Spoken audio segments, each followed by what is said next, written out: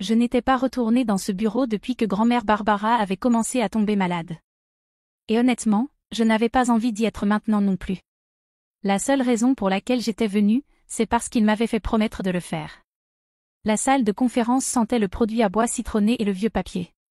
C'était le genre d'odeur qui s'incruste dans le bois et te rappelle les secrets dont on ne parle jamais.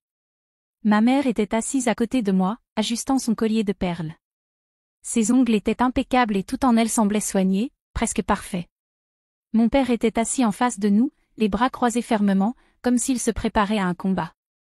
Et puis il y avait Julia, qui avait toujours l'air de sortir tout droit d'un magazine. Elle portait un chemisier couleur crème, sans un seul pli, et un petit sourire comme si elle savait déjà qu'elle obtiendrait tout ce qu'elle voulait. Maître Dylan, l'avocat de grand-mère depuis plus de 32 ans, s'éclaircit la gorge et ouvrit lentement un dossier. Tout en lui respirait la prudence et le sérieux. Nous sommes ici pour honorer les dernières volontés de Barbara Roberts, dit-il en me regardant directement avant de commencer à lire les documents. À Julia Roberts, commença-t-il, la cabane de Soda Springs et la guitare Gibson de 1957. Julia cligna des yeux. Elle avait l'air surprise, peut-être même un peu déçue. Je pouvais deviner qu'elle s'attendait à plus. À Liam et Bella Roberts, poursuivit-il, l'horloge comptoise familiale, une sélection de disques vinyles, et un don de $20 000 fait en leur nom à une association caritative choisie par Monsieur Roberts. Ma mère émit un son étrange, entre le rire et la toux. C'est une erreur, dit-elle, incrédule. Mais Maître Dylan ne s'arrêta pas. Il tourna la page et reprit sa lecture, plus lentement cette fois. À Madison Roberts, ma petite fille et ma confidente, je lègue le reste de mes biens, y compris tous mes avoirs financiers, pour un total de $5 315 000. La pièce devint silencieuse. Personne ne disait un mot. Puis soudain, mon père se leva brusquement et s'écria. Quoi? La mâchoire de Julia se crispa. Le visage de ma mère devint écarlate et elle se leva d'un bond. Elle nous a abandonnés. Elle ne mérite rien, hurla-t-elle. Maître Dylan ne leva même pas les yeux. Il déclara que le testament avait été signé, notarié et déposé par Barbara Roberts elle-même, plusieurs mois avant sa mort. Mais il n'écoutait déjà plus. Mon père se précipita et arracha le chèque que Maître Dylan venait de me remettre. Il le brandit comme s'il était faux. « Tu crois que ça règle tout ça ?» me cria-t-il. Avant que je ne puisse dire un mot, il alluma une allumette. La flamme toucha le coin du chèque et le papier noircit à mesure que le feu le consumait. Ma mère arracha l'enveloppe de mes mains et la déchira en morceaux. Personne ne me regardait. Personne ne se souciait de ce que grand-mère avait vraiment voulu. Il ne voyait que ce qu'elle m'avait donné, et il ne le supportait pas. Je serrai le papier de toutes mes forces. Même lorsque l'écriture de grand-mère commença à s'effacer et à se désagréger, je ne lâchai pas prise avant que ces mots ne soient plus que des lambeaux minuscules. C'est alors qu'elle se pencha vers moi et me cracha. Voilà ce qui arrive quand on trahit sa famille. Mais je ne bougeais pas. Je ne pleurais pas, je ne suppliais pas. Je me contentais de sourire.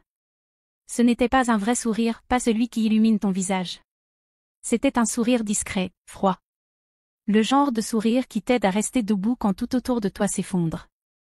Ce qu'ils ignoraient, c'est que ce qu'ils avaient brûlé n'était pas la seule chose que grand-mère m'avait laissée. Ce qu'ils n'avaient jamais vu, c'était la deuxième enveloppe, toujours cachée dans la poche intérieure de mon manteau. La dernière vraie conversation que j'ai eue avec mon père remonte à mes 19 ans. Il m'a regardé droit dans les yeux et a dit : « Si tu franchis cette porte, tu ne reviens pas. » Pourquoi ? Parce que j'avais refusé une bourse complète dans son ancienne université. Il voulait que j'étudie le commerce, comme lui. Mais moi, j'avais choisi une petite université d'arts libéraux dans le nord de l'État. Je voulais étudier le design visuel. Il disait que ce n'était pas une vraie carrière, juste un passe-temps ridicule. Ma mère ne l'a pas contredit. Elle est simplement restée derrière lui, les lèvres pincées, comme si elle retenait son souffle. 4 semaines plus tard, je suis rentrée à la maison pour Thanksgiving. Ma chambre avait disparu. Mon bureau, mon lit, même l'étagère où grand-mère me laissait des petits mots entre les pages, tout avait disparu. À la place, 2 fauteuils gris, une fausse orchidée, et une photo d'un phare que je n'avais jamais vu. Sur la porte, il n'était plus écrit « Madison », mais « Chambre d'amis ». Julia est passée devant moi dans le couloir, en ricanant. « Ne sois pas si dramatique », a-t-elle dit. Ce n'est pas comme si tu l'utilisais.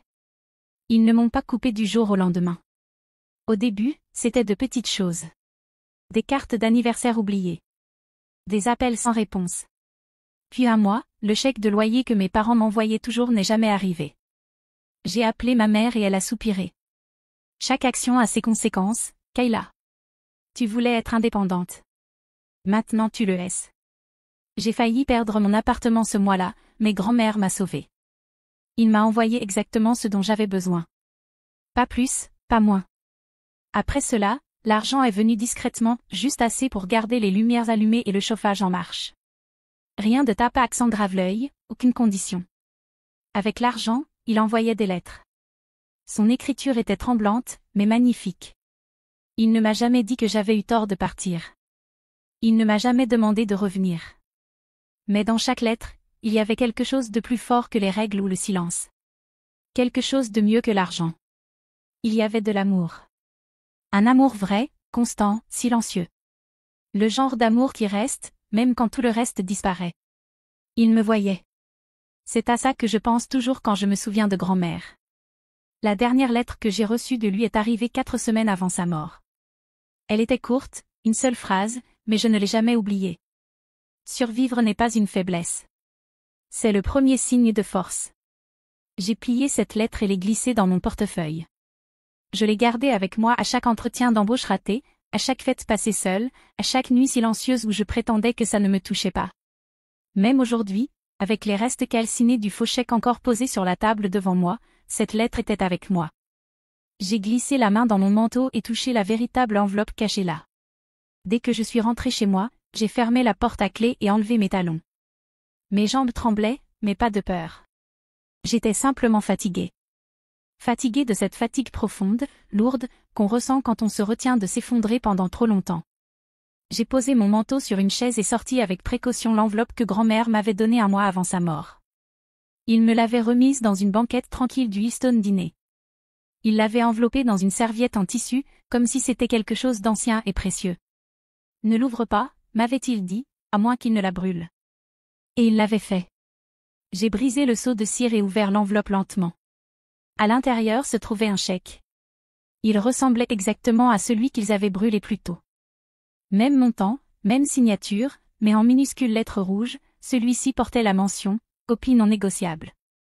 Je n'ai pas paniqué. Mes mains ne tremblaient même pas. J'ai retourné le chèque et découvert autre chose, une petite clé USB collée au dos, accompagnée d'un autre mot, griffonné de l'écriture désordonnée de grand-mère. Laisse-les le brûler, puis ouvre le vrai fichier. J'ai branché la clé dans mon ordinateur portable. Il n'y avait pas d'écran de mot de passe, pas de temps de chargement, juste un seul dossier nommé « Héritage ». À l'intérieur, un fichier PDF, un formulaire de transfert de fiducie. Signé, attesté et enregistré plusieurs semaines auparavant. Je ne connaissais pas le nom du cabinet d'avocat, mais le numéro de compte inscrit sur le document se terminait par une série de chiffres que j'avais mémorisés depuis des années. L'anniversaire de grand-mère, écrit à l'envers. L'argent était réel. Le transfert avait été effectué. Le chèque qu'ils avaient brûlé n'avait jamais été destiné à être encaissé. C'était un leurre, un piège tendu pour eux, et ils étaient tombés dedans. Je me suis adossée à ma chaise. Mon appartement était silencieux, l'air dense et immobile. Tout cela ne les concernait plus. Ce n'était plus leur histoire. Ça ne l'était plus depuis longtemps. Grand-mère ne faisait pas que croire en moi. Il avait tout planifié, étape par étape. Et maintenant, c'était à mon tour de faire de même. Le lendemain matin, j'ai essayé de consulter le solde de mon compte bancaire. Juste pour être sûr. L'écran a clignoté 2 fois, puis a affiché une erreur. Compte introuvable. J'ai essayé une autre carte, refusée. J'ai actualisé l'écran de connexion et retapé mon identifiant et mon mot de passe lentement, soigneusement, comme si le faire parfaitement allait résoudre le problème. Toujours rien. Au début, je me suis dit que c'était peut-être un verrouillage de sécurité. Peut-être que la banque avait bloqué le compte à cause de ce qui s'était passé la veille. Peut-être que ce n'était qu'un bug. Mais quand j'ai appelé la banque, l'homme au téléphone ne semblait pas confiant. Je l'entendais taper sur son clavier. « Je suis désolé, mademoiselle Roberts, dit-il. Votre compte est marqué comme inactif. » Je fronçai les sourcils. « Qu'est-ce que ça veut dire ?» Il y eut un silence, puis il ajouta. « En fait, il est noté ici, décédé. » Ma bouche s'assécha. « C'est une erreur. » Il fit une nouvelle pause. Je suis en train de lire le dossier maintenant. Il a été certifié par le bureau du registraire. La date indique qu'il a été enregistré il y a 3 semaines. J'ai raccroché avant de pouvoir dire quoi que ce soit. Ma voix commençait à trembler. 1 heure plus tard, je suis allé moi-même au bureau de la circulation. La femme derrière la vitre a regardé son ordinateur, puis a froncé les sourcils. Vous êtes signalé comme légalement décédé, dit-elle. Il y a un certificat de décès enregistré sous votre nom complet, Madison Bailey Roberts. Sa voix était calme, mais j'ai vu quelque chose changer dans son regard. Elle leva les yeux vers moi, incertaine de ce qu'elle devait dire ensuite. Vous devrez faire une demande de rectification, ajouta-t-elle. Mais cette procédure peut prendre des mois. Je n'ai pas répondu. Je suis simplement sortie. L'air froid à l'extérieur semblait irréel, comme si j'étais entrée dans un rêve. Tout autour de moi paraissait identique, mais tout était étrange. Comme si le sol sous mes pieds n'était plus solide. Et c'est là que je l'ai vu. De l'autre côté de la rue, une femme se tenait immobile sous une rangée d'arbres sans feuilles. Ses lunettes de soleil étaient bien trop grandes pour un ciel aussi gris. Autour de son cou, elle portait un foulard en soie bleu pâle, exactement celui que ma mère disait avoir perdu au pressing, des années plus tôt. Elle ne m'a pas fait signe. Elle n'a pas détourné le regard.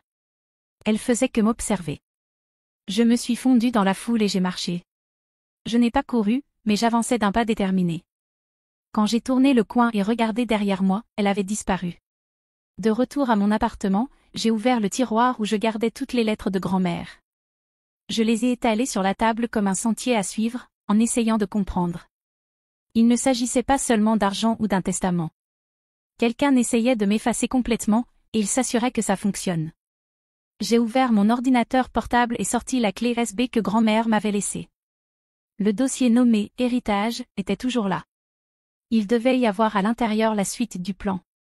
Dans ma table de nuit, j'ai retrouvé la clé en laiton que grand-mère m'avait donnée pour mon 19e anniversaire. Elle était enveloppée dans un vieux mouchoir depuis des années. Il ne m'avait jamais dit à quoi elle servait. Juste qu'un jour, quand je serais prête à me réclamer moi-même, je saurais que ce jour était arrivé. Langford Private Vault était un endroit discret, dissimulé derrière une porte non marquée, à la limite du vieux quartier. Il se trouvait entre une boutique de vin et une librairie poussiéreuse. La femme à l'accueil regarda la clé, consulta une liste et acquiesça. Elle ne posa aucune question. Elle me guida dans un couloir froid. Boîte 19, dit-elle, en déverrouillant un tiroir métallique qu'elle fit glisser vers l'avant. J'ai hoché la tête et attendu qu'elle quitte la pièce et referme la porte derrière elle. Ce n'est qu'à ce moment-là que j'ai tendu la main vers le tiroir. À l'intérieur se trouvait une chemise noire. Elle était froide et lisse, du genre conçu pour résister au feu. Je l'ai ouverte lentement, la main ferme. La première chose que j'ai vue, c'était un chèque de banque certifié. Celui-ci était bien réel. Le sceau de la banque était embossé dans le papier. Il était à mon nom, et le montant affichait 5 millions de dollars. Derrière le chèque se trouvait une épaisse pile de documents. Des actes notariés, la preuve légale que l'ensemble du patrimoine familial, chaque bien immobilier, m'appartenait désormais. Ensuite, d'autres papiers, des certificats d'action de Roberts Carroll Holdings. Chaque action avec droit de vote, chaque pouvoir de décision, était désormais à mon nom. Page après page, je voyais ce nom. Madison Roberts. Au fond de la chemise, il y avait une petite pochette en velours. À l'intérieur, une clé USB. De retour chez moi, je l'ai branchée dans mon ordinateur portable. Il n'y avait qu'un seul fichier. J'ai cliqué dessus, et le visage de ma grand-mère est apparu à l'écran. Il était assis dans son fauteuil préféré, dans la véranda. La lumière du soleil filtrait derrière lui. Il avait l'air plus vieux que dans mes souvenirs, mais toujours fort. Si tu vois ça, Kayla, dit-il, alors ils ont fait exactement ce que je redoutais. Ils ont essayé de t'effacer. Il parlait lentement, avec soin, comme si chaque mot comptait. Tu as toujours été la discrète. Celle qui observait. Celle qui ressentait trop, mais disait trop peu. C'est pour ça qu'ils te craignaient. C'est pour ça que je te faisais confiance. Il se pencha légèrement. Ses yeux étaient fatigués, mais encore perçants. Il ne s'agit pas seulement d'argent. Il s'agit de mémoire. D'héritage. Et s'ils essaient de détruire le tien, voici comment tu le reconstruis. L'écran s'éteignit. Je suis restée là, silencieuse, mais je savais déjà ce que je devais faire. C'est alors que j'ai vu l'enveloppe collée juste en dessous du judas de ma porte. Elle était simple, blanche. Aucun nom, aucune adresse d'expéditeur, juste une phrase tapée en lettres noires bien nettes. Ils n'ont pas brûlé le vrai chèque. Regarde dans le casier de rangement chez Langford Security. Pas de signature. Aucun indice sur celui ou celle qui l'avait laissé. Juste le silence, de l'autre côté de la porte. Je la fixai longuement, puis me tournai de nouveau vers mon ordinateur portable. Langford possédait plus d'un coffre. Le box arrêt ne figurait sur aucune liste publique, mais je connaissais ce nom. Grand-mère plaisantait autrefois en disant que c'était là qu'il cachait les vrais squelettes. Je me connectai à l'adresse email de succession que grand-mère avait créée lorsqu'il avait établi la fiducie. C'est alors que je vis un message que je n'avais pas remarqué auparavant. Aucun objet, une seule phrase dans le corps du message. Ce n'est pas l'argent qu'ils veulent, c'est la signature. En pièce jointe, un document, un formulaire de transfert d'actifs signé pour Robert Carroll Holdings. En dessous, une autre version, également signée. Il y avait mon nom, mais ce n'était pas ma signature. Ils l'avaient falsifiée. Ils essayaient de vendre l'entreprise. J'ouvris le tableau de bord privé de la société auquel grand-mère m'avait donné accès. Je vis tout. Les transactions, les contrats, les modifications du contrôle de l'entreprise. Chaque mouvement avait été validé en utilisant mon nom alors que j'étais officiellement déclarée morte.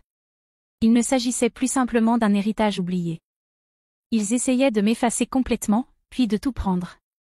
J'étais un détail administratif, un problème discret qu'ils croyaient pouvoir enterrer. Ils pensaient m'avoir tout volé. Mais ils avaient été négligents.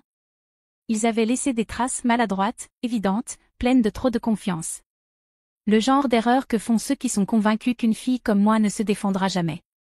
Je pris de nouveau la clé USB de grand-mère et ouvris le dossier intitulé Archives foncières de Huntington. Mon nom figurait sur chaque propriété. Une adresse attira mon attention. Je savais où je devais aller ensuite. Le bail était enregistré au nom de David Tennant, ce qui me fit sourire. Grand-mère utilisait toujours ce nom pour ses permis de pêche ou pour acheter de vieux vinyles en ligne. C'était sa petite blague. Il disait toujours. David Tennant, comme Barbara, la fleur qui pousse là où elle ne devrait pas. Je repensais à ces mots durant le long trajet hors de la ville. Les immeubles laissèrent place aux champs vides, aux clôtures brisées, aux routes silencieuses. Finalement, je me garai devant une rangée de vieux box de stockage. Le 24B était le mien. Je sortis la petite clé en laiton de la pochette en velours et la tournai dans la serrure. Un clic. L'air à l'intérieur sentait le vieux, mais pas l'abandon. Au fond de la pièce se trouvait une étagère métallique.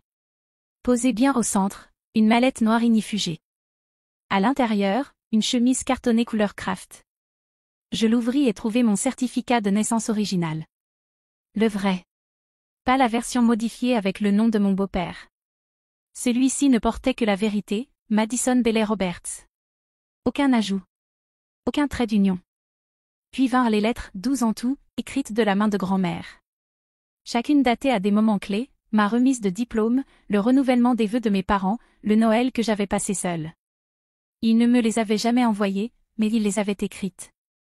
Une phrase revenait sans cesse. Ils ne t'effaceront pas. Pas tant que je tiendrai debout. Sous les lettres, un testament notarié. La date prouvait qu'il avait été signé après le faux rapport de mon décès. Sa signature était forte, nette. Il avait tout laissé à moi. Pas à Julia, ni à Liam, ni à ma mère. Moi. Et puis je trouvai quelque chose qui me coupa le souffle, un acte de propriété. Le domaine Roberts à Huntington, en Virginie-Occidentale. La terre elle-même, désormais légalement mienne. Mon nom y était inscrit en gras. Madison Bailey Roberts. Je n'avais pas simplement hérité d'une maison. J'avais hérité du sol sous leur pouvoir. Et ils n'en savaient rien. Je m'assis sur une chaise en plastique fissurée près de la porte, serrant la chemise contre ma poitrine. Pour la première fois depuis des années, je sentais le poids vrai de mon nom. Je n'étais pas un fantôme, et ils ne savaient pas encore que j'étais déjà en train de franchir la porte qu'ils croyaient à jamais verrouillée. Quand je remis la mallette à Francis Bavier, l'avocate, elle ne dit pas grand-chose. Elle feuilleta les documents, le regard perçant. « On va agir vite », dit-elle. Aucune surprise dans sa voix, juste une certitude calme, celle d'une femme qui avait vu assez de mensonges familiaux pour reconnaître la vérité quand elle avait des crocs. Nous avons déposé le recours légal en moins de 72 heures. L'audience fut fixée au samedi. Le tribunal sentait les décisions anciennes et la cire fraîche. J'étais prête. Je portais du noir, non pas parce que j'étais en deuil, mais parce que le noir peut être une armure, même silencieuse. Mes parents arrivèrent ensemble. Ils étaient accompagnés d'un jeune avocat, costume trop serré, sourire trop large. Julia marchait derrière eux, les lèvres brillantes de gloss, les yeux rivés à son téléphone. Aucun ne me regarda. Le juge James dirigeait l'audience. Il était connu pour sa sévérité, ses phrases courtes, et son absence totale de patience pour les drames. Quand notre affaire fut appelée, il fit un léger signe de tête à Francis, mon avocate. Elle se leva, calme et assurée. Sa voix était claire. Nous sommes ici pour contester la gestion de la succession de Barbara Roberts, dit-elle, sur la base de falsification, de pression, et de la suppression volontaire de l'identité légale de ma cliente, Madison Roberts. L'autre avocat leva les yeux au ciel. Votre honneur, mes clients sont les bénéficiaires désignés, dit-il. Toute tentative de modification du testament après le décès de M. Roberts est non seulement infondée, mais purement émotionnelle. Francis ne broncha pas. Elle tapota sur sa tablette. Votre honneur, la défunte avait anticipé cela, dit-elle. Elle appuya sur un bouton. Les lumières s'assombrirent. Un grand écran derrière le juge s'illumina. Le visage de grand-mère apparut. S'ils regardent ceci, dit-il, c'est qu'ils ont essayé de l'effacer. Sa voix était calme, posée. Que les registres montrent que j'ai modifié le testament en pleine conscience. Je n'ai pas été forcée. J'ai désigné Madison comme seule héritière parce qu'elle l'a mérité. Parce qu'elle a survécu à tout ce qu'ils lui ont fait. La salle d'audience se figea. Julia ouvrit la bouche, puis la referma. Ma mère baissa les yeux vers ses mains. Mon père se tortilla sur son siège, comme s'il cherchait quoi rétorquer. Mais le juge James leva la main. Ça suffit, dit-il d'une voix tranchante. Il les regarda sans aucune bienveillance. Vous n'avez pas seulement essayé de tromper ce tribunal, dit-il. Vous avez tenté d'effacer une personne. Il se tourna vers moi. Ce tribunal reconnaît Madison Roberts comme l'unique héritière légale de la succession de Barbara Roberts. Tous les actifs des autres parties seront gelés pendant l'enquête. Je relâchai enfin un souffle. Pas du soulagement qu'une libération. Le mal avait déjà été fait. Il était temps de rendre justice. Plus tard ce jour-là, Julia m'envoya 2 textos. Le premier était bref. S'il te plaît. Le second, plus long. Est-ce qu'on peut juste parler? Rien que nous deux, comme avant. J'acceptais de la rencontrer dans un café discret près du tribunal, un endroit neutre, sans souvenirs attachés. Elle était déjà là quand j'arrivai, tournant une cuillère dans un café dont elle n'avait pas bu une seule gorgée. Son sourire vacilla légèrement en me voyant. Il était petit, peut-être même sincère. Je ne savais pas, dit Julia précipitamment, avant même que je ne m'assoie. Pour le certificat de décès, pour le testament. Ils m'ont dit que c'était juste un formulaire de routine. J'ai signé là où papa m'a dit de le faire. Je ne répondis pas. Je posai simplement mon téléphone sur la table. L'écran resta noir, mais il enregistrait. Je te jure, Kayla, dit-elle, la voix tremblante. Je ne voulais pas que tout ça arrive. Je ne savais pas qu'ils iraient aussi loin. Sa voix se brisa en continuant. Je pensais qu'on essayait seulement de protéger ce qui nous appartenait. Je la regardai. Ce qui vous appartenait? Elle sursauta à ces mots. Je veux dire, je ne pensais pas que tu te défendrais. Tu partais toujours avant. Ça, c'était vrai. Avant, je partais toujours. Mais je n'étais plus cette personne. Je suis désolée, murmura-t-elle. J'avais peur. Je pensais que si je n'acceptais pas, il me mettrait dehors aussi. Elle essuya une larme avec la manche de son manteau chic. Et je la crus. Elle était sans doute désolée, peut-être même sincèrement triste. Mais je m'en fichais. Je n'éprouvais aucune colère, aucun cri. Juste le silence. Je repris mon téléphone, le glissai dans ma poche, puis me levai. Je ne me retournai pas en quittant le café. Je l'entendis appeler mon nom, mais je ne m'arrêtai pas. Dehors, l'air sentait la pluie à venir. Je resserrai mon manteau et continuai de marcher. Pas vers le passé, ni vers la vengeance. Juste en avant. En consultant mon téléphone, je trouvai un email qui m'attendait. C'était le dernier document que grand-mère avait laissé. Le titre était en gras. Transfert de propriété, effectif des confirmations. Les marches du tribunal étaient calmes. Pas de journalistes, pas de cris, seulement le bruit lent de mes bottes sur la pierre alors que je descendais. Dans ma main, l'acte de propriété. Mon nom y était inscrit clairement, sous le sceau du comté et de la succession. C'était réel. Plus aucun doute. Plus besoin de se cacher. Juste avant de poser le pied sur la dernière marche, je me retournai pour regarder le tribunal, cet endroit où j'avais lutté pour être vu et entendu. Je levai l'acte de propriété et pris une photo. Je ne souriais pas. Je ne posais pas. Je restais simplement immobile.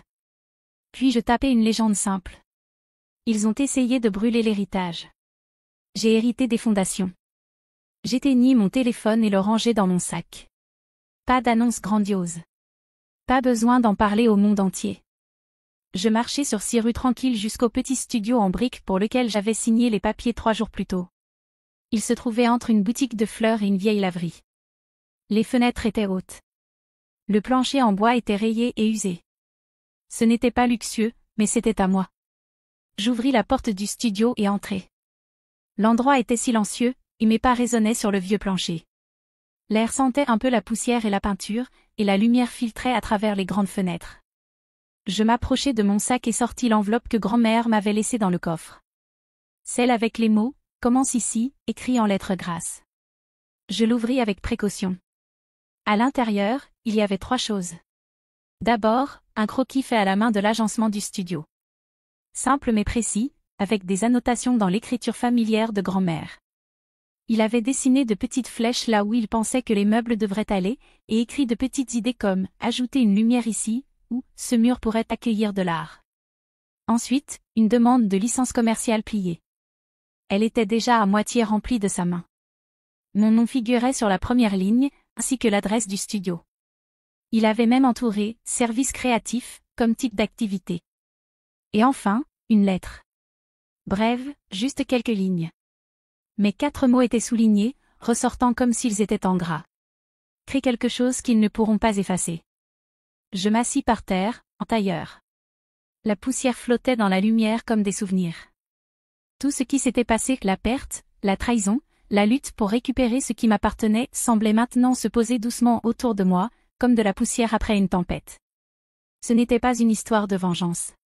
Je ne faisais pas ça pour les blesser ou me venger. Et ce n'était même plus une question de justice. Pas vraiment. C'était un commencement. Mon commencement. Pour la première fois depuis longtemps, je me sentais calme. Pas vide, mais rempli. Rempli d'un but. Je regardais autour de moi. Les murs étaient nus. Le sol était marqué. Mais ça n'avait pas d'importance. C'était à moi. Je replongeai la main dans l'enveloppe et trouvai un post-it caché derrière le croquis. Grand-mère y avait écrit une dernière phrase, de son écriture tordue mais soignée. Même les cendres peuvent pousser des racines, si on leur laisse le temps. Je souris. Il avait toujours su dire de grandes choses avec des mots simples. Je me levai lentement, brossant la poussière de mon jean. Le travail à venir serait long, et probablement difficile. Il faudrait rénover l'espace, terminer les papiers, et commencer quelque chose de réel. Mais je n'avais plus peur. Plus maintenant. Je pliai soigneusement le croquis et la lettre et les posai sur la petite table près de la fenêtre. Puis j'ouvris grand les fenêtres, laissant entrer la lumière et l'air. C'était mon lieu, mon histoire, et j'étais enfin prête à commencer.